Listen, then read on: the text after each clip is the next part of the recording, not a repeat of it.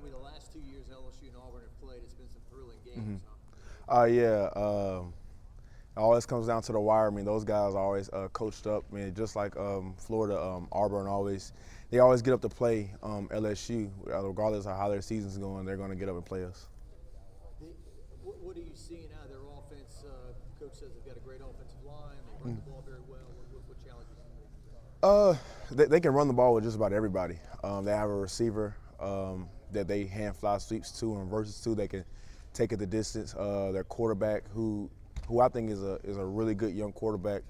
He can run the ball, and he gets a threat with his arm as well. But their O-line is a legit SEC West O-line, and that's going to be a hard O-line to play against. Are you seeing a lot of tempo, start and stop with them, kind of change pace? I mean, Auburn gets you with Auburn does everything that the defense hates. They go fast, and they try to mess you over with eye violations. They show you one thing and try to hit you with another. And like you said, the pace they go really fast, and they do all that so fast and so quick. You always have to know what you're doing and know what your assignment is. Jacoby, you were surprised to win Defensive Player of the Week for the SEC? I was surprised. I mean, they had a lot of guys that did well. I thought they were going to give us a grant, the showing that he had Saturday, but I'm happy that I got it. When you go back and look at your interception over and over again, were you I didn't know I had that much vertical. My cousin, she texted me and she was like, "I didn't think you were that athletic," and so did my girlfriend. And a lot of people, surprisingly, a lot of people in my family were surprised at how athletic that jump was. So it kind of hurt my feelings a little bit that my own family didn't think I could jump that high, but it was pretty cool. Everybody told me that was a pretty good interception. They were more surprised about the jump than the one-handed catch. I think just like they said, I play receiver, so I guess they weren't as impressed about that, but they didn't really talk about the catch, more so the jumping part of it. Where do you think the energy level was with you guys before this game? This game we know what type of game this is. This is another top 10 matchup coming in, Auburn, and we're ready to play. We know that we have to come out swinging with our hands up like Coach O preaches, and because we know that Auburn's going to try to come out and do the same. How exciting is it to have another top 10 matchup already this year? Like Coach O says, you come to LSU to play in games like this. I mean, 3 top 10 matchups, and this is about to be the 8th game of the year. You can't do that at other schools and other conferences. And like he said, this is why you come to LSU. Jacoby, the other day after the game, I found it kind of interesting talking to Braden Fajoka. He mentioned kind of your emergence and also Kerry Vincent, especially in coverage, kind of helps you guys do more things with Grant Delpit. He can play in the box. He can be a rover. He can just more multiple on defense. How much do y'all recognize that? Is that he's able to play multiple roles for you guys? Grant is a versatile player. We can do so much with so many people. He can play Grant can play in the box. He can play on the line, and he can play in the post. Just everybody has a wide range of there's a wide range of talent and just different techniques that we can use and put on the field, and it also makes the offensive coordinator's job hard to personnel us and try to put different personnels and different matchups on the field. As a defensive guy every day in practice, trying to wrangle up Clyde, he's so shifty, he's so he had probably a series of back-to-back jukes. Is he really that tough to bring down? Oh yeah. I remember. I want to say a couple of weeks ago, Coach Bush came in and he said this running back that we're about to play is a really tough running back to tackle. He kind of said he's Clyde-esque, and I looked at Coach Bush and I was like, this is the first time I'm like, I can't agree with you on that one. Clyde is a really hard back to tackle. We tried to tackle him all spring and all fall.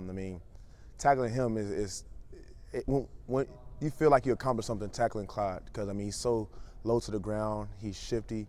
He's powerful. He's just every back that's built into one.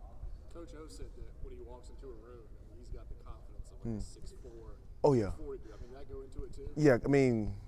Clyde's personality isn't his height. He's a big spirited guy, big heart guy, and he plays like that on the field. The things that the way that you describe how he runs, you wouldn't think he's a guy that's under 5'9", 5'8", 5'9" type of guy.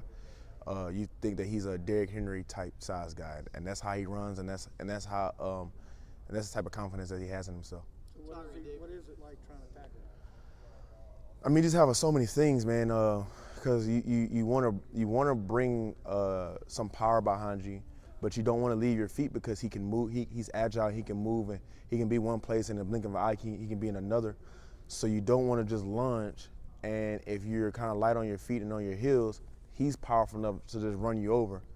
So there's just all that. And then like if you try to kind of come in there slow and trying to read him, he's fast enough to get around the edge. So like I said, he can do just about everything, and there's a reason why he's one of the hardest backs to tackle in the SEC.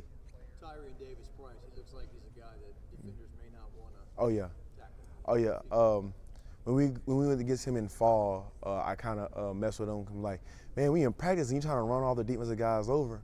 But after practice, I brought him to the side, man. I said, I love the way that he runs. I mean, he puts his shoulder down and he finishes his runs.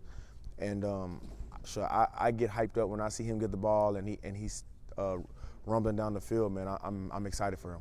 You guys haven't had a lot of close games, and when you go into this one with Auburn, it seems like everyone is decided by less than 10 points. Are you leaning on the Texas game? Are you leaning on the Florida game to kind of know what it's like to have someone be with you all the way? Of course. I mean, that's one of the things about having a schedule like this. You're battle tested. We've been in a nail biter with Texas. Like you said, we were going back and forth with Florida, and to say that we played those games already and we came out victorious, we know what to do to win this game. We just got to go in and execute our game plan and listen to what the coaches have to tell us. And when it's time to unleash that and execute that on Saturday, we just have to do that. You mentioned that your family's giving you some grief about your athleticism. I imagine Joe Burrow's gotten a little grief this last couple days. Yeah, I mean, me and Joe we kind of laughed at each other out there. We was doing like a little like conditioning thing, and he kind of pulled the ball and he kind of messed with me about he didn't think I could get that high up on that catch, but you know, it's all fun. I mean, as long as I brung it down, that's all that matters. Yeah, but I mean, now is Joe Burrow getting some grief Oh. for what happened on Saturday? His pants getting pulled down. Man, I just try to block that from my memory. I don't want to think about that, man. I don't want to think about Joe Burrows, but I know you guys are kind of you've yet to really dive into the film just yet. But similar to Florida, they've had a tendency to run two quarterbacks out there at certain times. Have you seen that too much, and how difficult was that against Florida when it kind of changes the pace? I mean, like you said, it changes the pace. When we played Florida, they had one quarterback that could throw the ball, and you try to make in-game adjustments to stop him, and then it's kind of like, man, they throw in a whole nother quarterback, and that's more adjustments you have to do. There's more things that you have to show, and it's almost like having two different game plans, and making one game plan for an elite quarterback is hard enough. So when they throw another quarterback that can easily go to another team and start is a whole nother thing. How much do you feel like with Gus Malzahn's offense? I haven't played against it before. I mean, I know you mentioned they do everything that the defense hates, but you almost have to expect anything to come out of it. Oh yeah, Coach Malzahn is one of the most creative coaches in college. I mean, that's president. He's willing to do that most coaches aren't, or he's willing to do what most coaches aren't willing to do. Calling reverses, throwing throwback passes, running the quarterback 10, 15 times a game, and that's what makes him a good coach. He's willing to do and willing to go the extra mile that most coaches won't. Auburn being number 9 in the country, a top 10 team. Ridiculous almost to say, are they overlooking Auburn? But all these people are counting down to the Alabama game. Is Tua's ankle okay? I mean, all this stuff. How do you? Maybe it's not overlooking, but the temptation to get this game over with, right? Right. Coach O does a good job of making sure that we, like he said, it's one game at a time.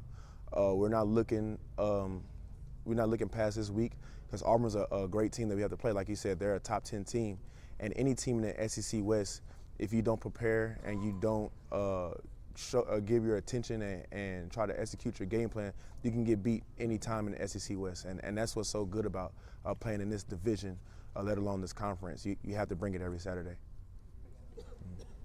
Thanks, Jacoby. Oh, yeah.